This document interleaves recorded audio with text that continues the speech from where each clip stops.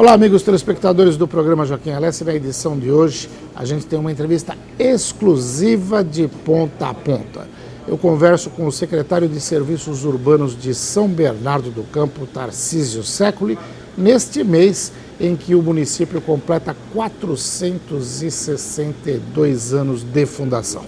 São 5 blocos de entrevistas em que o Tarcísio fala a respeito de obras que ele vem comandando na cidade, como o projeto Drenar, que tem o desafio inédito de acabar com as enchentes da cidade, obras no sentido do sistema viário e também a coleta seletiva. Enfim, é uma série de informações.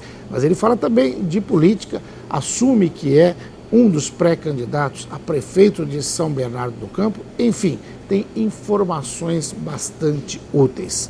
Antes de começar o programa, a gente vai para um rápido intervalo comercial e na volta você já vê o primeiro bloco. Até já!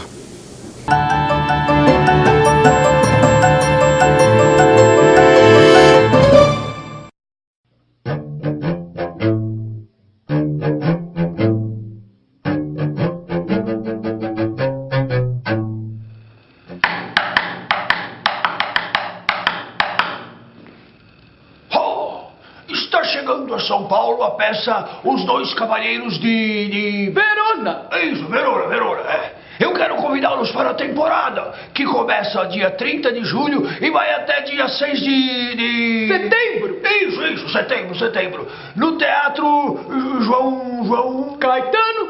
Isso, João Caetano. De quinta a domingo. Quinta, sexta e sábado, 21 horas.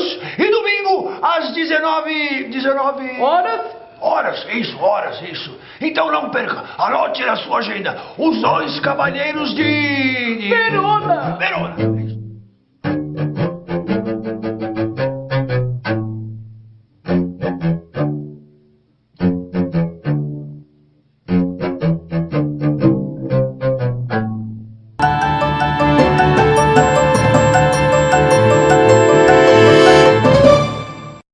Olá, amigos telespectadores do programa Joaquim Alessi. Hoje a gente tem um programa especial, porque São Bernardo do Campo fez aniversário, completou 462 anos de história de fundação, agora em 20 de agosto. Esse programa está indo ao ar em 28 de agosto, ou seja, uma semana, mas dentro do mês do aniversário.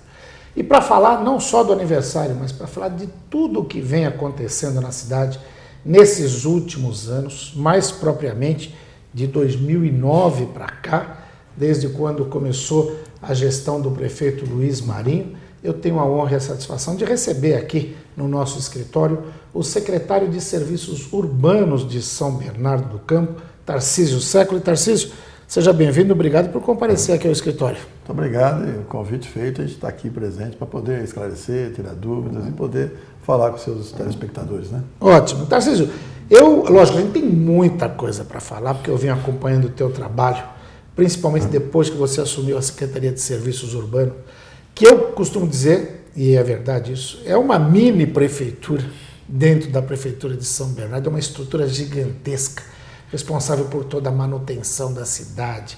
Você tem tocado projetos importantíssimos como o Drenar, que a gente vai falar sobre ele nesse programa, a coleta seletiva, processo de sustentabilidade, manutenção de praças, parques, ou seja, é uma cidade que já está nas tuas mãos. Mas eu sou tentado a começar a falar por uma surpresa que eu tive hoje. Sou teu amigo no Facebook, graças a Deus você aceitou esse pedido de amizade.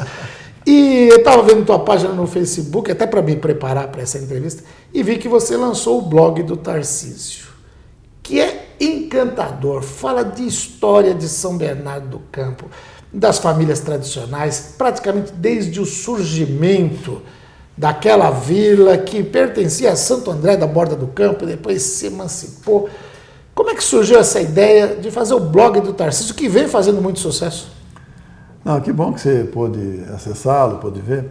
De fato, o blog foi uma ideia de alguns colegas para dizer o seguinte: olha, tem tanta coisa ruim sendo colocada na internet, você entra lá, é acusações, é xingamento. Quando você participa de alguma coisa, principalmente na política, vem os grupos diversos, vão falando, vamos fazer um blog melhor, com qualidade, em que você possa estar relembrando a história da cidade. Vamos pegar por aí, vamos começar lembrando os fatos da cidade, fato pitoresco. Nós encontramos um bom vídeo feito pelo Ministério da Cultura, colocando vários elementos. A gente foi colocando em pedaços pequenos, porque na internet hoje é tudo muito rápido, às vezes você não consegue fazer uma coisa... Fica muito pesado também, né? Então, para as pessoas poderem assistir, então nós fraccionamos o vídeo, começamos a entrar depois com nomes de ruas, né, que são coisas importantes, para saber o que teve em cada uma cada uma das maiores ruas e praças da nossa cidade. E agora nós vamos depois entrar também com várias coisas importantes das nossas famílias tradicionais, né? Porque você tem muita coisa na cidade que precisa ser resgatada. O objetivo do blog é pessoas que amam São Bernardo, pessoas que gostam de São Bernardo e pessoas que querem bem para São Bernardo. Então, nós estamos fazendo uma coisa absolutamente plural, todo mundo pode entrar, acessar, ver. E quem tiver dicas, sugestões de coisas, pode mandar lá também. A gente vai pesquisar, vamos atrás, vamos ver como é que a gente faz e vamos disponibilizar para todo mundo. Então, nossa vontade, nosso trabalho é que as pessoas resgatem a história da nossa cidade. Você nasceu em São Bernardo? Eu sou a terceira geração que nasce em São Bernardo. Terceira geração? Que nasce em São Bernardo da minha família. Meus dois avós, maternos e paterno, um é Battistini e o outro é Secoli. Os dois vieram para cá em 1887. Os dois tiveram seus filhos aqui. O meu avô paterno é o primeiro filho do meu bisavô que nasce em São Bernardo. Na Câmara Municipal de São Bernardo, quando houve a recondução de São Bernardo ao município em 1944, tem uma assembleia na Câmara Municipal, uma reunião da Câmara, e naquele tempo todo mundo assinava a lista de presença. Sim. E o meu tio está lá colocado lá, porque o tio Pascoal assinou a lista e tal, e o pessoal recentemente viu isso e falou, mas quem é o tio Pascoal? Falou, olha, é irmão do meu avô, né?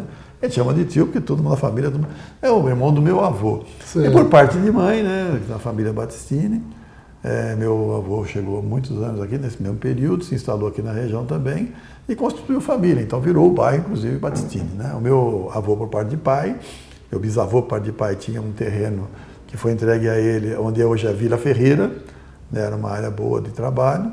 E o meu, por lado de mãe, foi ali em frente à Volkswagen, onde é a Brasil hoje. Dali para cima era um terreno que era da família Battistini, do meu avô chegando aqui em São Bernardo. Maravilha, ou seja, você é batateiro mais do que ninguém, você é batateiro de fato. Né? Eu tenho dito para as pessoas, que as pessoas falam assim, era bom na roça, a gente no campo, via agricultura.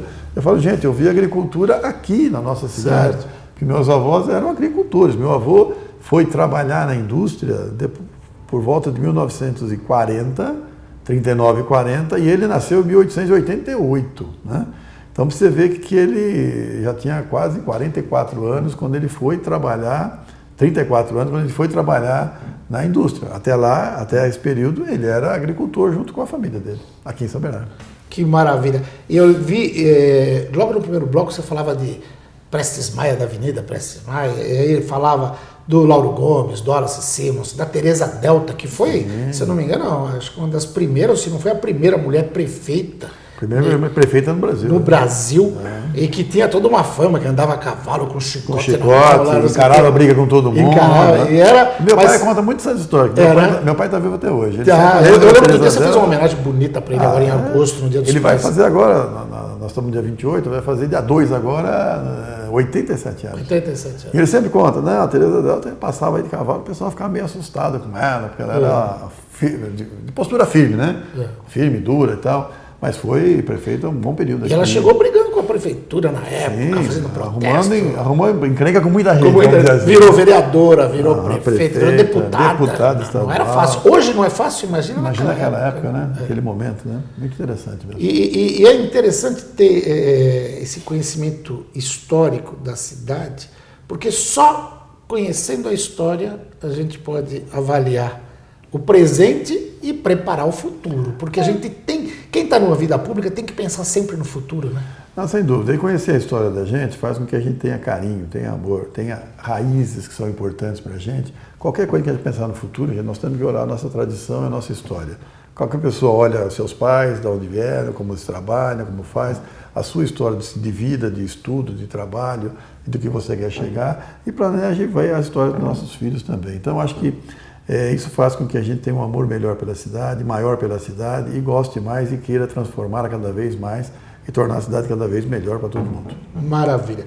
Eu vou chamar um rápido intervalo comercial, vou te pedir licença para isso, só para que o pessoal possa acessar o blog do Tarcísio, coloca blog www.blogdotarcísio.com.br e chega lá. Já está lá. Olha, eu acho imperdível e eu sou fã agora, fico lendo todo dia para saber das novidades, eu gosto muito de história, já vi várias matérias muito legais. Esses vídeos que o Tarcísio colocou, se a gente puder, não sei se é autorizado, a gente pode até passar uns pedacinhos deles aí, do Ministério da Cultura, dando crédito, porque tem o Carvoeiro que fala lá. Tem o Porto em São Bernardo. Porto de São Bernardo. Porto de São Bernardo. Tem história que muita gente que mora na cidade não sabe.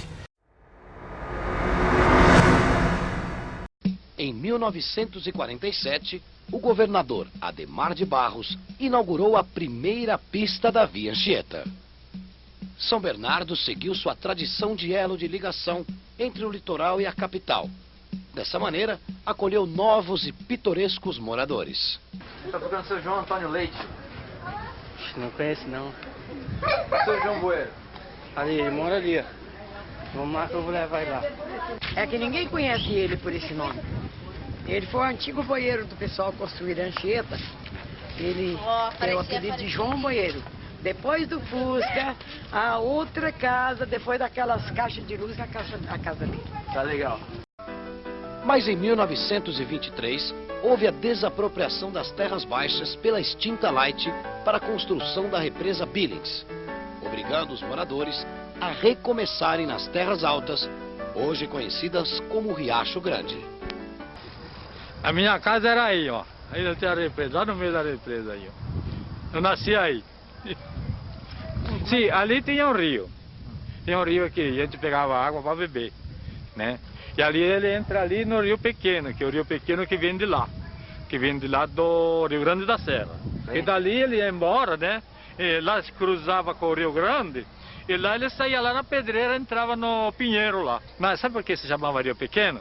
Porque aquele lá chamava Rio Grande. Lá a cidadezinha lá também era Rio Grande, não era Riacho Grande, era Rio Grande. Então, como lá depois veio o Rio Grande da Serra, para não fazer confusão, então puseram o nome de Riacho Grande. Depois do intervalo comercial, a gente vai continuar esse bate-papo gostoso. Tem uma série de novidades e tem muita coisa acontecendo na cidade que às vezes a pessoa no dia a dia, atribulada, com muito trabalho, não sabe. Tarcísio vai contar isso pra gente já já. Portanto, não mude de canal. Em 1 minuto a gente está de volta. Até já.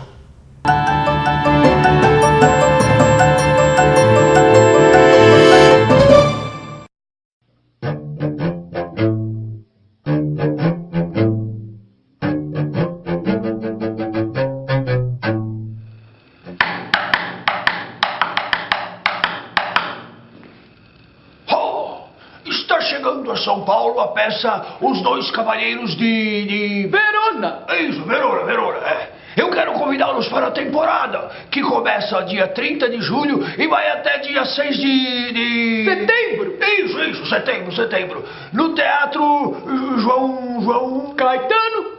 Isso, João Caetano. De quinta a domingo. Quinta, sexta e sábado, 21 horas. E domingo, às 19... Horas? Isso. Então não perca, anote na sua agenda, Os Dois Cavalheiros de... Verona! Isso.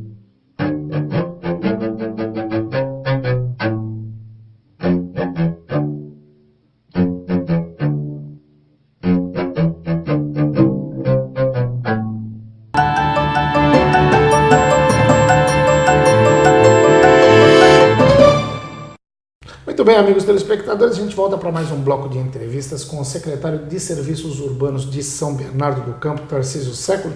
Tarcísio, eu falei no primeiro bloco do drenar, que outro dia eu até entrevistei o prefeito Luiz Marinho ao vivo na TV+, no J+, foi um J+ especial que durou quase 1 hora, normalmente dura meio, porque tinha muita informação. Muito assunto, é claro. E eu falava que eu fiquei surpreso, eu passava por São Bernardo, na Jurubatuba, ao lado de um ônibus, e tinha um bus door, né, aquela propaganda no vidro traseiro do ônibus, que eu achei muito criativa. Não sei qual foi a agência que fez, mas muito legal, dizendo o seguinte: Agora, água na sala só quando a molecada tiver guerra daquelas pistolas de água e dois meninos, um atirando água no outro. Achei fantástico aquilo. Com as obras do drenar em andamento, quando elas estiverem concluídas, vai dar para garantir que a gente, pelo menos nessa região toda, está livre de enchentes? Garantia sim, porque onde está sendo feita a obra, óbvio, na cidade você vai ter pontos ainda de alagamento. Por exemplo, lá no Ruge Ramos, no final da Avenida Doutor Ruge Ramos, é um ponto de alagamento que nós não fizemos nenhum projeto ainda, não tem nenhuma obra ali feita. Ali continua e tem que ser feito no próximo período. Vamos ter que pensar em fazer alguma coisa lá. Mas nos locais que nós estamos fazendo, de fato, a solução vai estar dada. Eu quero dar 2 exemplos para você de chuvas pesadas que teve esse ano e que se resolveu o problema. No Demarque, córrego Capuava, que ali sempre deu enchente na saída da Volks, ali próximo da igreja de Santa Maria, atrás do restaurante Franco Ampulenta, sempre teve. Esse ano choveu pesado lá, em 2 oportunidades, e não teve enchente. E a outra, para mim, muito mais significativa, eu queria te explicar por quê, que é o bairro do Vivaldi. Porque é o seguinte, meu pai, desde que eu era criança, meu pai dizia assim, olha, quando você crescer, não compre casa nem no Vivaldi, nem no Jordanópolis, porque lá dá enchente. Então, para vocês verem, eu estou com 59 anos. E meu pai me dizia isso quando eu tinha 7, 8, 10 anos de idade. Depois eu fui trabalhar na Mercedes-Benz, você sabe disso, trabalhei 35 anos lá, e lá eu via vários companheiros nossos, amigos de trabalho, ameaçava a chuva, trovejou, eles pediam, que moravam nesses 2 bairros, pediam saída e corriam para suas casas para proteger o seu patrimônio e proteger a sua família. Então você não imagina a satisfação que eu tenho de, depois de ter ouvido tudo isso, de ter meus amigos que com esses problemas, ter visto que esse ano choveu muito ali no Vivaldi e não deu nem lâmina d'água na superfície e a obra ainda não está acabada. Sim. Falta ainda o piscinão e tanque das mulatas, que agora está quase pronto, mas em dezembro não estava pronto ainda. Então a satisfação que eu tenho de poder ter a oportunidade de resolver um problema quase secular, que vários amigos e colegas sofriam muito com isso, para mim é uma satisfação incrível e grande. Nós ainda temos 2 obras que não terminaram, né? Que é a obra lá do Jordanópolis, essa ainda vai até o final do ano e vai passar um pouco, mas a parte mais crítica espero que já esteja resolvida para não ter enchente nesse final de ano. E a obra do centro, pelo tamanho dela, pela importância que ela tem, ela é uma obra mais demorada de fato.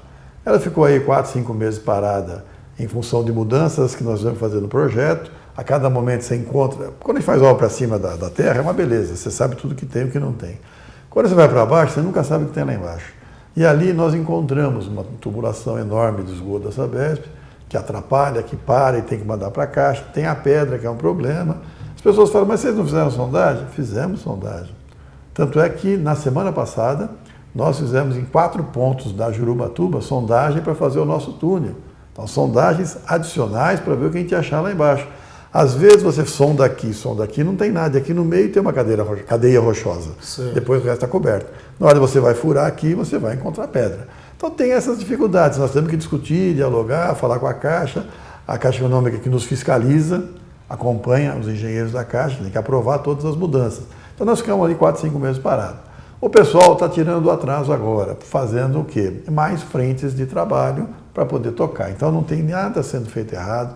Nada está sendo feito a toque de caixa de qualquer jeito. Uma obra dessa nem pode, né? Nem pode. Então, o que às vezes é até melhor atrasar um pouco a obra do que, vamos fazer... Não tem a menor condição disso. O que você pode é colocar mais frente de trabalho para no ritmo normal você fazer mais rápido as coisas. Então, a partir de setembro, que está aí já, né? Talvez até 15 de setembro, eu queria te convidar para você descer no fosso e começar a andar com a gente dentro do túnel, embaixo da Jurubatuba, para entender o que é aquilo lá, qual é o tamanho e mostrar para os nossos telespectadores. E mostrar, claro. Porque é o que a gente sempre fala, é uma obra muito cara, né? Qual o valor estimado total? 356 milhões de reais. 356 milhões de reais. E o que eu falava com o prefeito Luiz Marinho, e às vezes, você colocou muito bem, obra do centro, porque tem gente que imagina que é fazer um buraco do lado da prefeitura e deixar encher de água. Não é isso, mas para onde vai escoar essa água? As obras complementares em toda a bacia, né? Quer dizer, exige um trabalho de engenharia de peso, né? De peso. Só para você ver também, um buraco lá. Este buraco vai caber 200 milhões de litros d'água. quando tiver com chuva. O que é 200 milhões de litros d'água para o seu telespectador poder entender?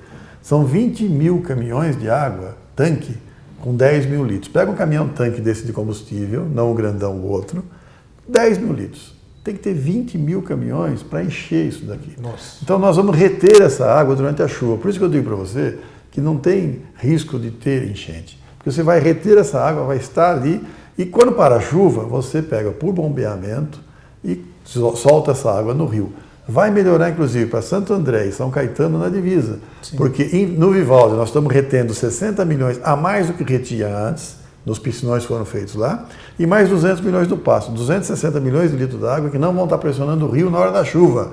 Então não vai transbordar para Santo André e nem vai transbordar para São Caetano. Então eu não estou dizendo que vai resolver os problemas de lá. Pode ter outros componentes, mas essa água não vai estar pressionando para piorar. Bom, para quem já viu enchente, como aquela que destruiu o Teatro Cacilda Becker de uma forma avassaladora. Eu lembro de ter amigos trabalhando no Paço Municipal de São Bernardo e às vezes a gente ia lá visitar, o pessoal da imprensa principalmente, e ameaçava a chuva no Paço, o pessoal corria para tirar os carros ali do Paço Municipal, porque muita gente chegou a perder carro ali. Perdeu muita coisa. Muita coisa. Então isso 2010, aí já é uma... Em março de 2010 eu fiquei até as 9h30 da noite no Paço para poder sair do Paço. Porque não conseguimos sair do Paço.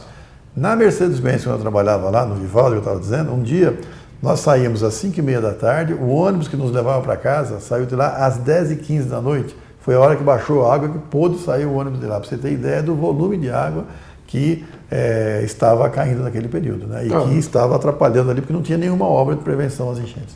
Tarcísio, eu vou pedir licença para chamar mais um rápido intervalo comercial. Eu tenho certeza de que nosso amigo telespectador, nossa amiga telespectadora, eles não vão trocar de canal, a gente volta em 1 minuto.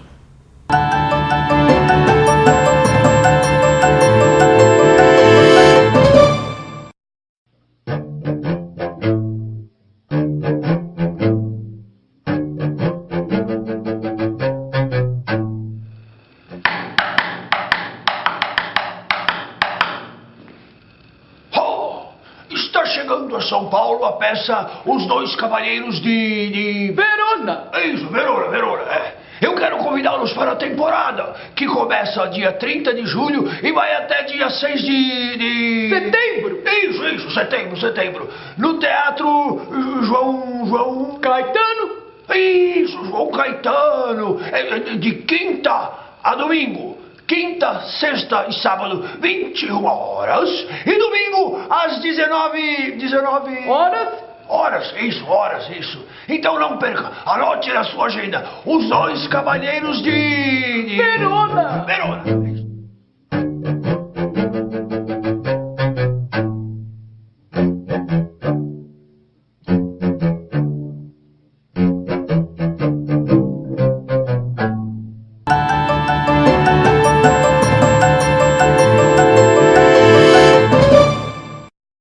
Muito bem, amigos telespectadores, a gente volta para mais um bloco de entrevistas com o secretário de Serviços Urbanos de São Bernardo do Campo, Tarcísio Secoli.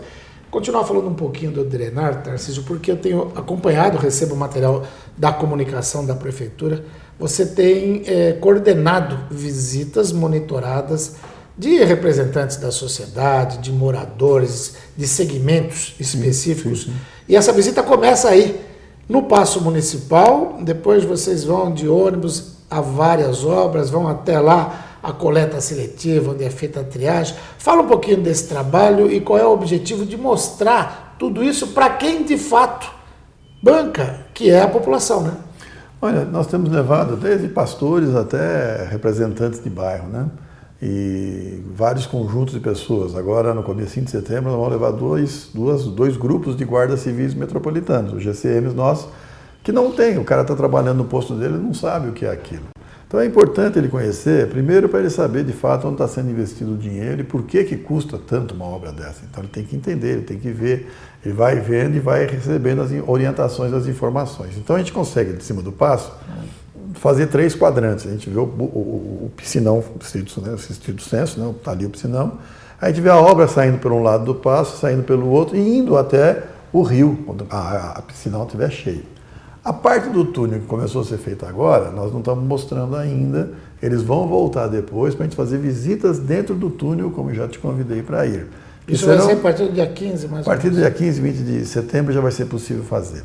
Você vai durante a semana, eles vão só no domingo, porque no domingo não terá ninguém trabalhando. O trabalho no túnel será de 24 horas por dia, 3 turnos. Então, das 6 da manhã às 2 da tarde, 2 às 10, 10 da noite, de segunda até o domingo de manhã. O domingo durante o dia, a noite, de domingo para segunda, fica parado. Então, eu vou levá-los também num domingo, para poder ver sem ter ninguém trabalhando, para não ter risco. O pessoal da imprensa, até para ver como é que funciona, como é que é feito, filmagem e tudo mais, nós vamos sobre uma atmosfera controlada, né, com o pessoal técnico de segurança junto, que tem que ter, nós vamos acompanhar lá também para ver o funcionamento. Então, nós explicamos isso, depois nós vamos até a coleta seletiva, que é uma coisa que para mim é muito grata, porque de fato eu não me preocupo só com o meio ambiente, nós estamos preocupados com as pessoas que estão trabalhando nisso, que fazem a triagem. Quero contar um detalhe deles já já. E nós passamos, então, no caminho, você é obrigado a passar, continue vendo ali, na Alameda da Glória, por exemplo, é a obra do drenar da Piscinal do Centro. Então a gente passa por ali, eu vou dizendo, tem isso aqui, né, vamos ver aqui. E quando nós começamos, então, a passar pelo INSS e subir ali o viaduto Teresa Delta, nós começamos a ver as obras que estão sendo feitas no corredor leste-oeste. Então ali você já tem um grande trabalho sendo feito, já é possível verificar de cima do viaduto as 2 pilastras ainda nem começaram a construir, está sendo canalizado o rio que tem embaixo. Que é aquela que corta a Kennedy ali. Não, essa que passa por cima da Anchieta. Ah, passa por cima da Anchieta. Essa que passa por cima da Anchieta. Então já dá para ver ali de cima, a gente consegue visualizar. Depois a gente continua e vamos lá embaixo onde tem essa que corta a Kennedy. Essa da Kennedy é importante, porque vai passar o leste-oeste por aqui e o norte-sul vai passar embaixo dele. Norte-Sul começa agora no comecinho de setembro lá no Alvarenga, duplicando Alvarenga, chegando na Área Verde, descendo pela Robert Kennedy, passando por trás da Scania, do MESC, e quando chegar na Piraporinha, vai ter um outro viaduto que vai jogar todo o trânsito direto para ali do lado do Ribeirão dos Couros, na divisa com Diadema, que está sendo feito já, a estrada ali já tem uma boa parte feita, para poder chegar na 31 de março e ir para Diadema. Então nós vamos poder sair do Alvarenga e ir para Diadema sem passar pelo centro, sem forçar o Assunção, sem forçar o quilômetro 18, que é muito importante para a mobilidade urbana essa obra. Então eles passam por cima aqui, nós seguimos em frente e vamos ali cruzar com a Humberto Alencar Castelo Branco, porque ali também tem uma grande desapropriação, as casas já estão sendo demolidas, que vai ter um novo viaduto passando por cima da Humberto Alencar Castelo Branco, e aí entra na Samuel Eisenberg, que é uma rua hoje que leva ao distrito industrial do bairro Cooperativa, porém é uma rua que ida e volta, e ali o trânsito é cruel. Insuportável. Insuportável. Então nós vamos duplicar, já tem várias empresas que já fizeram doação dos terrenos, porque os terrenos vão ser valorizados também, e muitas casas que nós tivemos que desapropriar. Ali tem a desapropriação por volta de 120 milhões de reais, para poder dar conta do trecho que tem que ter, e o corredor de ônibus que tem que trazer aquele pessoal que mora daquele lado para cá, para poder pegar o metrô depois. Senão a gente vai colocar o metrô na cidade, as pessoas têm que ir de carro até o metrô. Sim. Aí essa verdade vira um grande estacionamento e mais nada. E aí nós chegamos, né, próximo lá do CDP, de São Bernardo, no Centro de Detenção Provisória, onde está a nossa cooperativa. E ali, rapaz, é uma coisa muito legal, porque eu boto o pessoal numa sala, chamo lá a presidenta da cooperativa e mais o coordenador dos trabalhos. Ô, Reginaldo, conta a sua história. Não precisa mais nada, ele conta a história dele. Ele ficou 10 anos no lixão da Alvarenga, vendo gente ser desovada lá, a máquina tendo que enterrar e ninguém podendo falar nada, que a bandidagem não deixava, e disputou muitas vezes com os urubus e os cachorros alimentos que eram jogados fora por estarem deteriorados e que eles tinham que viver com aquilo. Depois, em 2000, a prefeitura da época fez 2 cooperativas e eles estavam até 2008 nessas 2 cooperativas, com uma retirada pequena de 300, 350 reais por mês. E agora não, agora eles estão com uma cooperativa que é uma fábrica de reciclagem, na verdade, uma grande esteira, um equipamento para rasgar os sacos, empilhadeira para colocar o material dentro, empilhadeira para tirar, uma grande prensa. E tudo isso faz com que eles podem retirar R$ 1.500, R$ 1.700 reais por mês. Sem contar a salubridade, né? Ergonomia, salubridade, e que não é uma grande, vamos dizer, retirada, um grande pagamento. Mas o que eles pedem para as pessoas que vão lá? Vocês precisam orientar os outros munícipes que não estão reciclando para reciclar, porque tem muita família que a gente quer botar aqui dentro para poder trabalhar com a gente. Porque a cooperativa tem capacidade para 100 toneladas dia e está reciclando 30. Ou seja, o que eu acho interessante na fala deles é que eles não falam, pede para reciclar mais que eu quero ganhar 2.500 em vez de 1.500. Eles pedem, reciclem mais, para que eu possa pôr mais gente aqui, entrar o segundo turno, para que as pessoas possam tirar R$ 1.500. Ou seja, tem uma visão social. Então, é uma visão legal, que é a visão do cooperativismo, né? Então, não é uma vontade de ganhar muito, é uma vontade de ganhar o suficiente, mas botar mais gente dentro do processo. As pessoas ficam lá, os nossos convidados de cada semana, visitam, andam, entram dentro da esteira, conversam com as pessoas. Nós temos lá a primeira cooperada que está fazendo faculdade de administração de empresas, e ela toma conta do cérebro da cooperativa, que é o equipamento que coordena todas as esteiras e todas as máquinas, velocidade, manutenção, o ritmo que tem que ser dado para a produção. Então é uma coisa muito legal, e as pessoas voltam animadas, dizendo, não, tem que reciclar mais mesmo e tal, que é o meu grande objetivo, né? Motivar as pessoas a chegar em casa e orientar familiares, parentes, vizinhos, de que nós temos que fazer reciclagem mesmo e que esse é o caminho que não tem volta na nossa sociedade. Maravilha. Tarcísio, eu vou te chamar mais um intervalo comercial, peço licença. Daqui a pouquinho a gente está de volta. Em 1 minuto a gente vai continuar falando de coleta seletiva, de sustentabilidade e tem muito mais assuntos. Não mude de canal, a gente volta já já.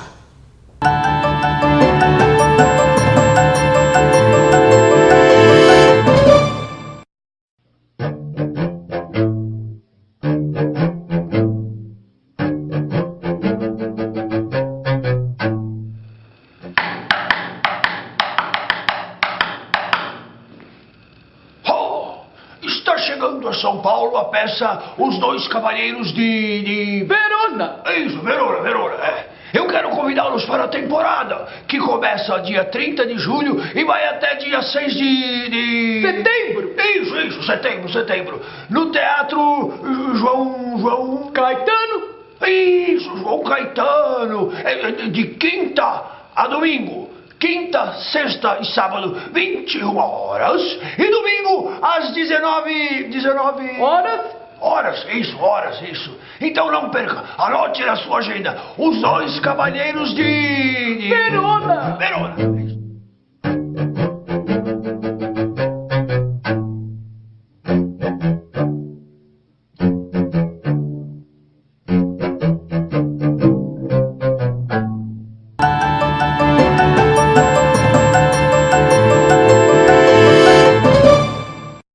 Muito bem, amigos telespectadores, a gente volta para mais um bloco conversando com o secretário de Serviços Urbanos de São Bernardo do Campo, Tarcísio Século. Ele falava a respeito da coleta seletiva e, Tarcísio, eu lembrava do lançamento desse programa todo ali, na Avenida Caminho do Mar, no parque que é o Salvador Arena e tal. E a gente conversou, você me falava numa entrevista que a gente levou ao ar aqui, que tinha uma meta. E que quando a gente olhava a meta, eu não lembro agora se era 10% ou alguma coisa, falava, pô, mas só 10%? E você me lembrava, não, mas em países ditos aí do primeiro mundo, desenvolvidos, quando você chega nisso já está num nível bastante avançado. Patamar bom. Você me falou agora de 30 toneladas, o pessoal quer passar para 100. Já chegou em todos os bairros o serviço? Como é que está isso aí? Olha, desde dezembro de 2014, 14 de dezembro de 2014, nós implementamos nos últimos bairros que ainda não tinham sido implementados. Então, a partir daí, foi consolidado nesses outros bairros, então nós levamos quase 1 ano e meio para poder colocar. Foi uma experiência inicial que nós acompanhamos lá no Parque Salvador Arena, no Ruge, 3 meses experimentando. Foi o primeiro bairro, né? Foi o primeiro bairro. Era um bairro maduro, bastante residência, pessoas de mais idade e tal, então vamos trabalhar aqui, que acho que é legal. E depois nós fomos levando para os outros bairros, incorporando e ampliando isso. Hoje, a nossa meta era 10% no mínimo, né? Mas a observação que eu te falei é verdade. Portugal, por exemplo, que eu estudei muito, no país eles fazem uma média de 10%, né? Nós aqui no Brasil, a média hoje é de menos de 3%. Então nós em São Bernardo, a partir de fevereiro e março desse ano, nós chegamos a 4,2% e esses meses têm aumentado um pouquinho, eu creio que estão com 4,4% do que é possível de ser reciclado. Acima da média nacional, portanto. E nós temos cidades como Porto Alegre, que é 9,1%, que tem há 30 anos esse trabalho. Então 10% é uma meta ousada, em que pese não parecer que não, mas é uma meta ousada. Recentemente, nós começamos também a reciclar madeira, que é uma coisa que não se reciclava. Muito interessante isso. A gente fala tanto de corte de árvores para fazer papel, só que toda a madeira que existia não tinha onde colocar, não tinha o que fazer com a madeira. Nós conseguimos agora 2 empresas que retiram a madeira. Então elas não fazem pagamento. Então, elas não pagam pelo esse material. Elas vêm retirar. Antes, para retirar, elas cobravam. Agora não. Agora elas estão... nós separamos um container, está cheio o container, eles levam embora e deixam o outro vazio. Provavelmente, em função até do custo da energia, várias empresas que têm usinas térmicas de biomassa, pode ser que estejam trabalhando com isso. Então, pegam essa madeira para produzir energia elétrica, inclusive. Mas a reciclagem de madeira é uma novidade. Então, nós estamos fazendo 350, 400 toneladas de madeira por mês. Na cooperativa de material reciclável, de fato, né, do que a gente gostaria que aumentasse bastante, nós já estamos chegando então no ponto 4.3, 4.4, que é um número bom, mas precisamos aumentar. Então, o sistema que nós inauguramos essa cooperativa dia 12 de dezembro de 2014 também, então também tinha todo um processo do pessoal de aprendizagem, de trabalhar com ela, com as suas modernidades. Então nós também não podíamos forçar no começo do ano o ritmo para aumentar muito, senão o pessoal não conseguia triar. Estava em caráter experimental, a prensa, por exemplo, deu alguns problemas, teve que ajustar. Nós contratamos uma empresa brasileira que fez a montagem disso, usou 2, 3 componentes importados, que são o cérebro do equipamento, e vários componentes nacionais, até para poder baratear, porque tem no mercado nacional, não precisa importar, e gerar mão de obra aqui. Então essa prensa deu um pouco de problema, mas está superado. Então agora, de fato, é reciclar muito, para a gente poder, de fato, atingir os 10%. Eu gostaria muito que quem não está reciclando ainda se sentisse como os fumantes se sentem hoje. Hoje qualquer fumante se sente incomodado de fumar, ele tem que pedir licença, sair da sala, ir lá no meio da rua para fumar, está frio, está chuva, está sol. Então nós temos que trabalhar, quem não recicla tem que sentir mais ou menos como um fumante, incomodado por não estar fazendo alguma coisa que parece que é o correto, né? Então, se a gente conseguir colocar isso, com certeza a gente vai ampliar muito a nossa reciclagem e poder ajudar, de fato, muito mais gente nós estamos ajudando hoje. E pensar o seguinte, né? Quando eu estou reciclando, primeiro que parece que dá trabalho, mas não dá trabalho nenhum. Se você tiver os teus recipientes ali apropriados para lata, para papel, para lixo orgânico, é o mesmo trabalho de jogar tudo num lugar ou separar. Joga aqui, joga ali, com cuidado, porque depois a coleta vem e leva. Então, agora, você está pensando em você. Se você não quiser pensar na sociedade como um todo, pensa no teu futuro, dos teus filhos, dos teus netos, não é? Olha, e aí assim, nós facilitamos a vida das pessoas. Nós estamos dizendo assim, material úmido de um lado e material seco do outro. Só separa vidro, só vidro. O resto pode deixar tudo junto, não tem problema. Porque nós coletamos de uma forma em que vai misturar e não precisa fazer essa separação maior. O vidro sim que pode ferir alguém. Sim. E o outro material você faz seco separado. E tem uma coisa na sociedade moderna muito interessante que talvez seja, eu não estudei isso direito ainda, mas talvez seja a primeira vez na humanidade que os jovens ensinam os velhos. Porque as pessoas, velhos, vamos lá, né? Na nossa idade aqui, nós não estudamos. Bem rodado, né? É isso, experientes. Nós não tivemos aula na nossa escola sobre meio ambiente, até porque a primeira lei de meio ambiente no Brasil é de 76. E só fui pensar em meio ambiente na Rio 92. Então, eu tenho só de 92 para cá. Minha vida antes não existia isso. E hoje não, hoje tem duas coisas que os jovens nos ensinam. Primeiro é a questão da reciclagem do meio ambiente. Então está cheio, nossas crianças nas escolas tem bastante trabalho sendo feito isso para falar sobre sustentabilidade, cuidar do meio ambiente, reciclagem. Então eles vão para casa e ensinam os pais. E a outra coisa, essas maquininhas de telefone celular, tablet e computador, que a gente tem uma dificuldade enorme de resolver, chama um menininho de 8 anos, a menininha de 8 anos, 8 estou falando muito, né? Pode ser até menos, e eles clicam em 2, 3 lugares, que nunca contam para a gente o que é, e resolve o nosso problema. Sim. Mas de qualquer forma, são eles, os jovens, ensinando os mais velhos, que é uma coisa fantástica poder viver esse momento. Verdade. E a gente tem cada vez mais o comprometimento de algumas grandes corporações, você citou a empresa contratada para fazer isso. Quando você estava falando, eu lembrei e recebi um release, né, que é um material divulgado para a imprensa, da Braskem, que é uma empresa aqui entre Santo André e Mauá, que é a maior empresa petroquímica das Américas, e o meu amigo Flávio Chantre, que é o gerente de relações industriais, sempre manda um material. Eles estão patrocinando uma feira em São Paulo agora, montaram uma piscina de bolinhas, não sei quantas mil bolinhas de plástico, mas para discutir com os visitantes a utilização correta do plástico. E tudo isso é feito de plástico reciclado. Por quê? Porque se criou também uma ideia assim, o plástico é o inimigo da sociedade. E não é bem isso. Todos nós dependemos de plástico. Não tem nada que a gente faça na vida que não tenha plástico. Você falou dessas maquininhas, tudo tem plástico. Tudo tem plástico. O que importa é o seguinte, a gente desenvolveu a tecnologia onde a gente utilize essa transformação, utilize o plástico e depois reutilize para não jogar no meio ambiente, né? Quer dizer, ou seja, essa responsabilidade da sociedade, das empresas, do poder público conjugada é que pode fazer com que a gente sonhe com um futuro melhor, né? Exatamente. E tem duas cadeias produtivas que precisam da sucata ou do material para reciclar, para baratear o processo produtivo, que é a cadeia do vidro. O vidro você não consegue produzir sem ter o reciclado, o caco de vidro junto, porque o vidro você tem que derreter areia a 1.600 graus, se você colocar caco de vidro cai para 1.200. A mesma coisa acontece com o aço. Então se você põe sucata no forno, você reduz de 1.300, 1.400 para 900 graus, você consegue fazer o derretimento dele e poder trabalhar depois. Então, até para baratear o processo produtivo, gastar menos insumos novos que podem ser preservados, a reciclagem é importante.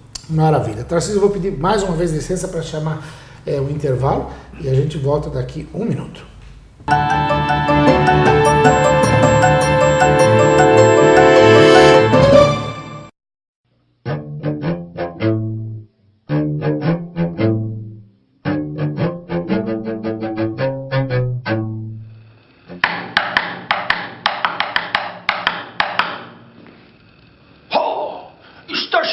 São Paulo a peça Os Dois Cavalheiros de... Verona! Isso, Verona, é. Eu quero convidá-los para a temporada, que começa dia 30 de julho e vai até dia 6 de... Setembro! Isso, setembro. No Teatro João... Caetano!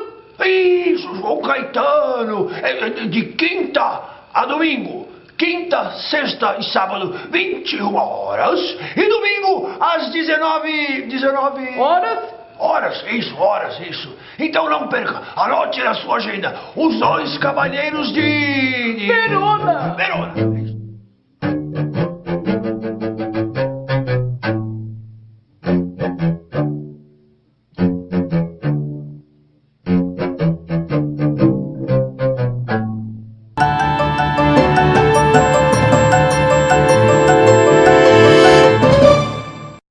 Muito bem, amigos telespectadores, a gente volta para mais um bloco de entrevistas com o secretário de Serviços Urbanos, Tarcísio Secoli, de São Bernardo do Campo. Tarcísio, se a gente fosse falar de todo o teu trabalho na SU, a gente ficaria aqui mais uns 3 ou 4 programas e tem muita coisa. Tem muita coisa, de fato.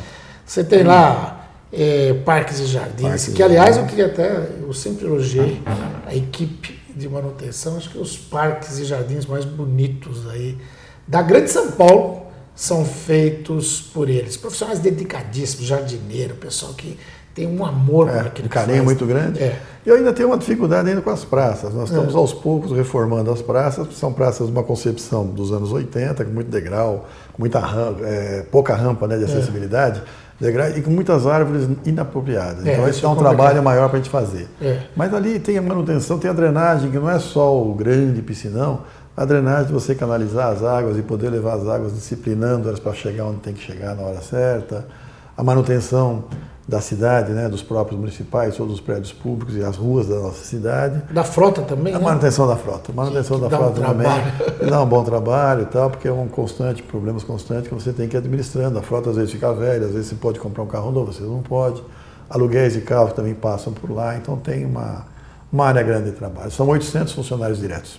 Legal. Mas eu não posso te entrevistar sem falar de política, porque a gente vive um momento de muita discussão no país. Quando a gente fala até do drenar, muita gente questiona, mas vai chegar a verba para terminar, não vai acabar, vai parar no meio a obra. Já ouvi muito isso. A obra vai ficar inconclusa, aquela coisa toda. Primeiro, o cronograma de liberação de recursos está sendo respeitado, está dentro do prazo. E segundo, como é que você vê esse momento político, que não só de São Bernardo, mas do país mesmo?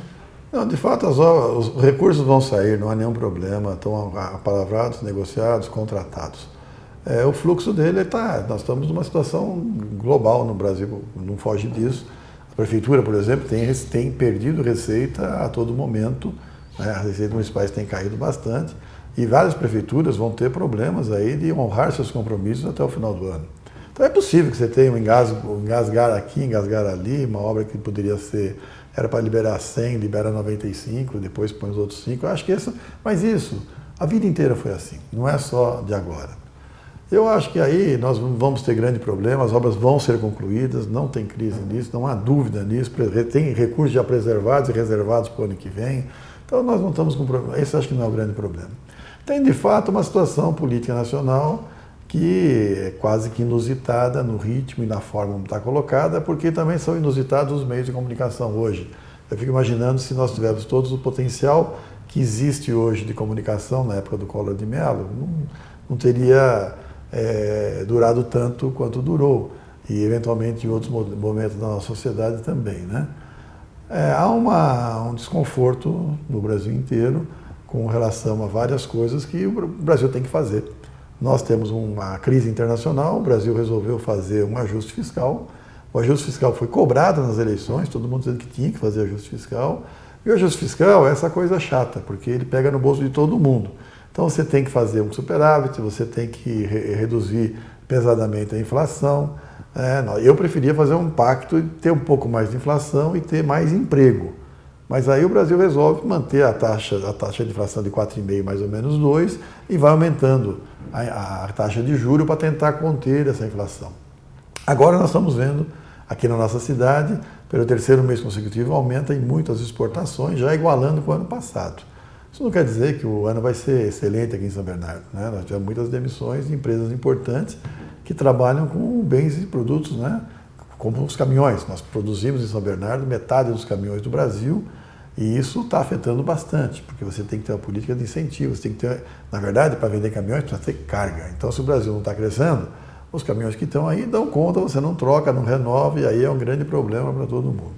Então, nós estamos passando esse momento de turbulência na economia, agravado e agregado aí problemas na política. A presidenta tentando fazer o superávit e o Congresso, principalmente a Câmara, votando matérias bomba ali, que aumento cada uma de delas, gastos. Aumento de gastos, como foi há 15 dias atrás a história do reajuste de salário para o judiciário, 2,1 bilhões de reais, coisa que você tem um sacrifício enorme para poder reservar e guardar esse dinheiro numa tacada, numa penada só. Você fala, bom, está gasto já, né? Então todo esforço para dar o superávit é jogado fora numa medida dessa da Câmara. Espera que a presidenta vete, tem que vetar e pronto. Só que isso, claro, vai dando mais impopularidade para ela, que me parece que é o objetivo do presidente da Câmara.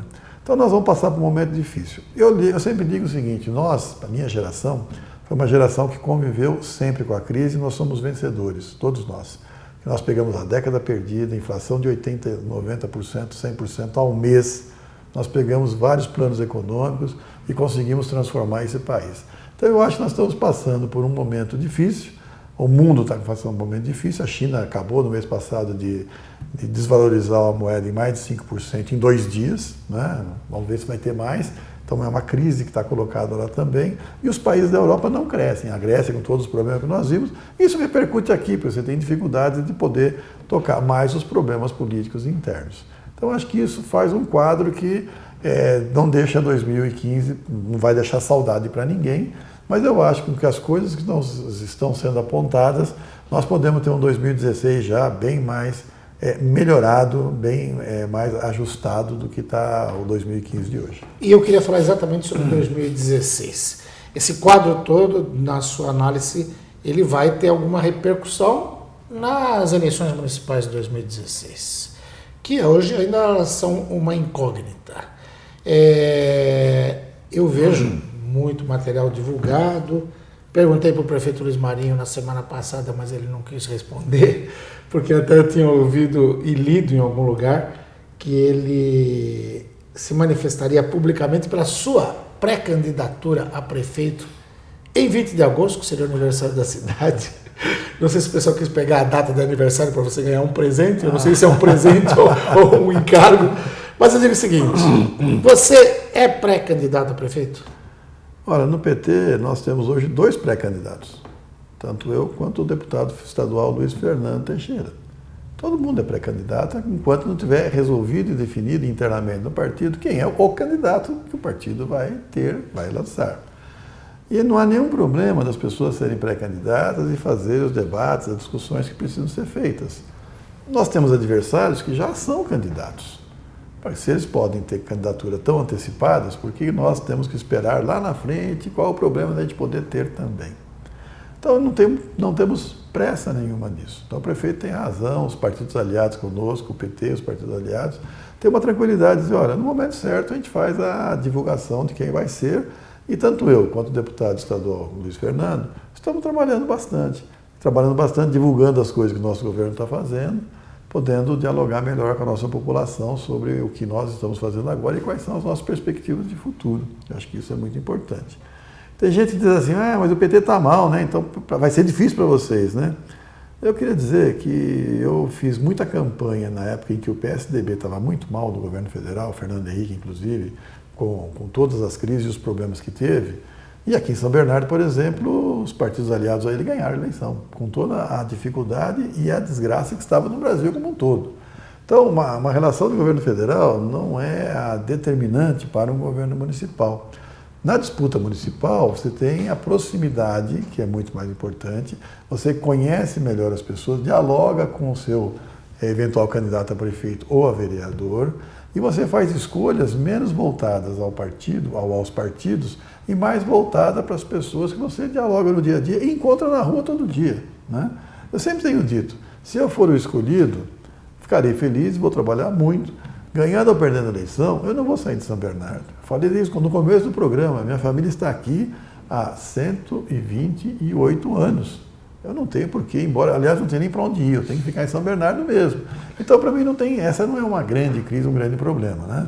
Os adversários têm lá as suas qualidades, mas também tem muitos problemas, tem muitas dificuldades.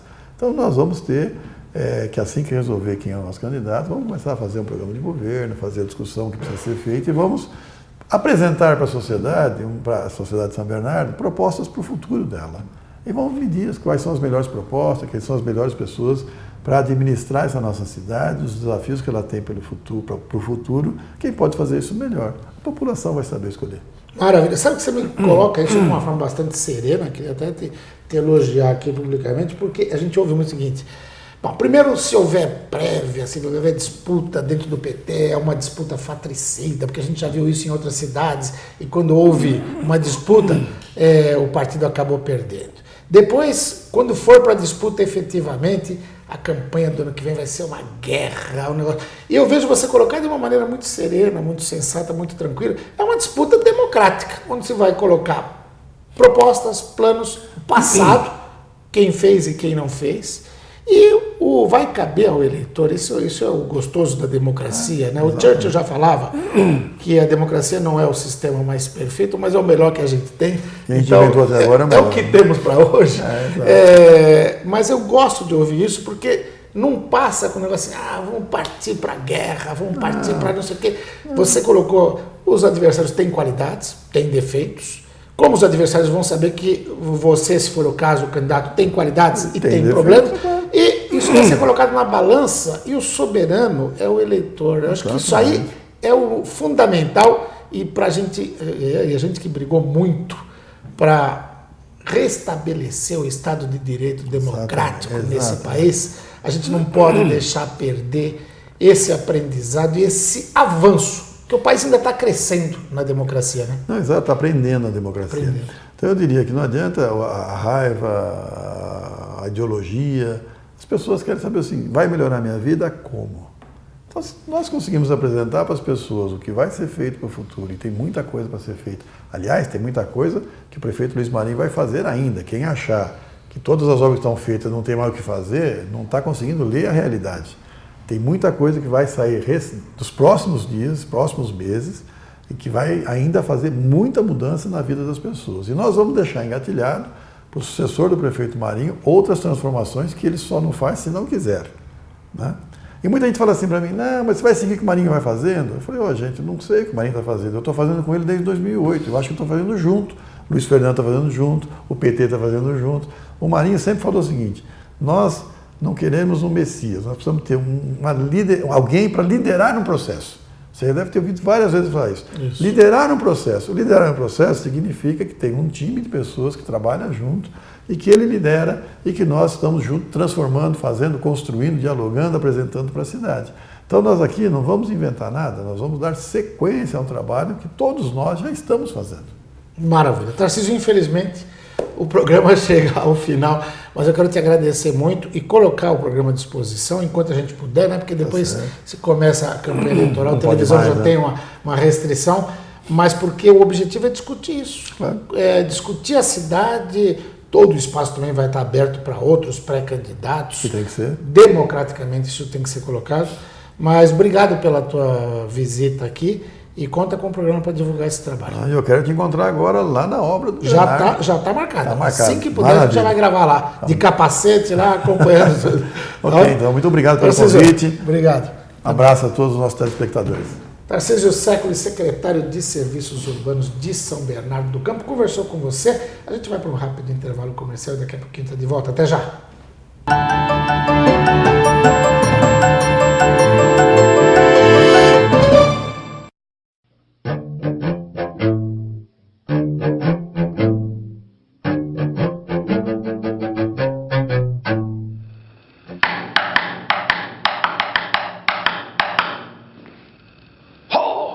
Está chegando a São Paulo a peça Os Dois Cavalheiros de... Verona! Isso, Verona, é. Eu quero convidá-los para a temporada, que começa dia 30 de julho e vai até dia 6 de... Setembro! Isso, setembro. No Teatro João... Caetano! Isso, João Caetano.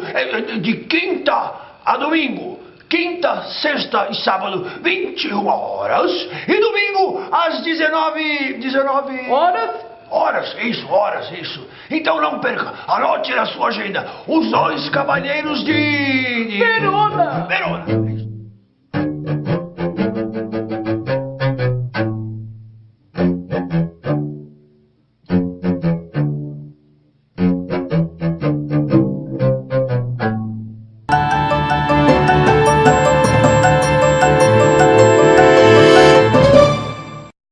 Muito bem, amigos telespectadores, eu tenho certeza de que a gente trouxe nesse programa de hoje, que raramente a gente faz uma entrevista exclusiva que vai de cabo a rabo do programa, mas com certeza informações utilíssimas para toda a sociedade de São Bernardo do Campo. Por isso, eu conto com a sua audiência no próximo programa. Até lá!